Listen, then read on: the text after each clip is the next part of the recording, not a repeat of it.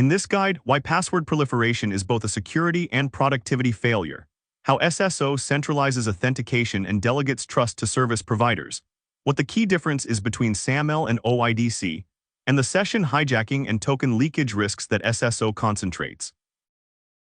Identity Expert, powering you to be an expert in identity.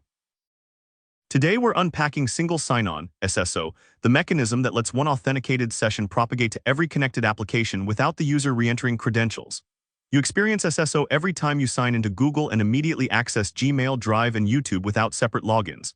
Or when you authenticate with your company's Okta or Azure AD tenant and every SaaS tool, Slack, Salesforce, GitHub, just works. The idea is simple. Prove your identity once to a trusted identity provider. Every connected service provider trusts that assertion. But the implementation involves some of the most intricate protocol work in identity, assertion formats, session management, and logout. By the end of this video, you'll understand how SAML and OIDC both enable SSO, what SP-initiated versus IdP-initiated flows mean, how session tokens work across domains, and where single logout is notoriously broken. Before any protocol, let's make federated identity concrete. Think of a hotel key card. When you check in at the front desk, you prove your identity once, show your passport, hand over a credit card. The front desk issues you a key card. Now you use that card to access your room, the gym, the pool, the restaurant. The pool attendant doesn't card you again. The gym attendant doesn't ask you to check in again. They each have a reader that trusts cards issued by this hotel system. The front desk is your identity provider. The key card is the assertion, a signed token. The individual amenities are the service providers. Each service provider trusts the IdP's signature without independently verifying who you are. SSO is that key card system at internet scale. One trust anchor, many services, no repeated authentication. Before SSO, enterprise application access looked like this. Every application maintained its own user database, its own password policy, and its own login page. Users had different credentials per system, or more likely the same password everywhere. 3 failure modes were endemic. First, account proliferation. Onboarding a new employee required creating accounts in 30 different systems manually. Revoking access when someone left meant removing accounts from 30 systems with no audit trail of what was missed. Second, password fatigue. Users with dozens of different passwords either reused them or wrote them down. Either path is a security failure.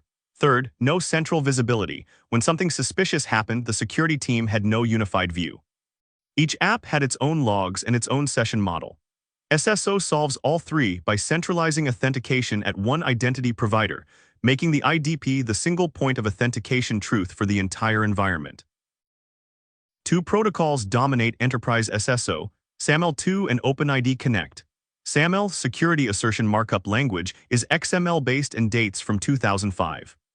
An SP-initiated SAML flow works like this. You access a protected resource at appexample.com. The service provider redirects your browser to the IdP with a SAML request. You authenticate at the IdP. The IdP sends a signed XML SAML response back to the service provider via browser post. The service provider validates the signature, extracts the subject, and grants you a session. OpenID Connect is the modern alternative. It uses JSON web tokens instead of XML, runs over OAuth 2, and is preferred for new integrations. Both protocols share the same conceptual model. The IdP issues a signed assertion that service providers trust. The difference is format, transport, and the resulting token's security profile. Let's look at what SSO actually looks like on the wire. 2 examples, one OIDC, one SAML. In an OIDC silent SSO flow, the application sends a get to the authorized endpoint with prompt equals none. This tells the IdP, don't show a login page. If there's an active session, just issue the code. The IdP checks its session cookie, finds one, and immediately returns a 302 redirect with the authorization code. The application then exchanges that code for an ID token. In a SAML SP-initiated flow, the service provider constructs a base 64 encoded XML SAML request and redirects the browser to the IdP's SSO endpoint. The user authenticates. The IdP then HTTP posts a signed XML SAML response to the service provider's assertion consumer service URL. Both flows result in the same outcome, a validated IdP-signed assertion of your identity. The critical difference is that OIDC tokens are compact JWTs, and SAML assertions are large, stateful XML documents with stricter parsing requirements. SSO concentrates trust in one place, which makes the identity provider itself a high-value target. 3 threats deserve attention. First, IdP signing key compromise, also called golden SAML. If an attacker obtains your IdP's token signing key, they can forge assertions for any user at any connected service provider with no MFA challenge and no IdP log entry.